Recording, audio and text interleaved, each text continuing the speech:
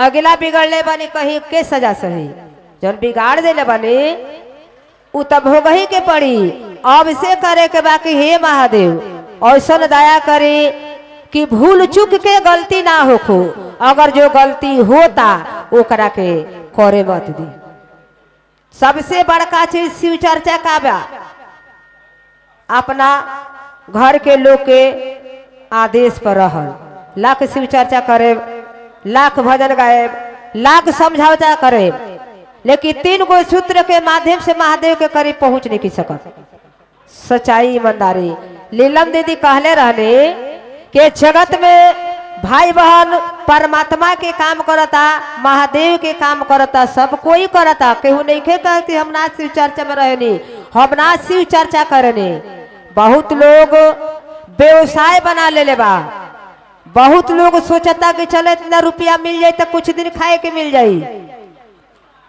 बहुत लोग अपन जीवन खातिर भी महादेव के चरण में लपटाइल बा, लेकिन लीलम दीदी कहने कि जगत में भाई बहन काम करता, ओकरा साथे चले खातिर हम तैयार बनी, अपना आंचल के छाया में रखे खातिर तैयार बनी, बसरते रह गल काहे खातिर ईमानदारी रहे के चाहे।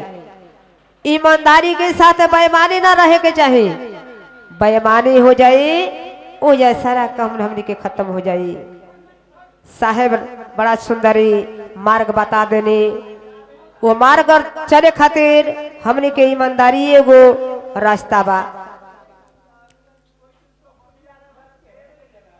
चले जहां भी जाए जला ये बात के बतावे के प्रयास कर जा कि फिर बार बार जीवन ना मिले। एजा का कहने ओजा गैला के बाद लगत जब पुछार होखेला तो लोग कहेला कि गलती कमो ना कैले रहती तो हमारा सजा ना सहे के मिले। ऐसे रो सब महादेव के चरण में बानी, सच्चे बोली झूठ मत बोली, सत्य बोली झूठ मत बोली, केहू के देख के जली मत, जलन मत रखी, केहू के संपत्ति देख के लालच लोभ में मत पड़ी। जितना बा उतने ही में खुशहाल रहे, अपन परिवार के साथ रहे, काहे से कि वह सब कुछ धन बा। ईमानदारी रही तो सब कुछ मिली, और ईमानदारी ना रही बेईमानी रही तो धनो मिलल बिखर जाई, फिर से भेंट ना होई।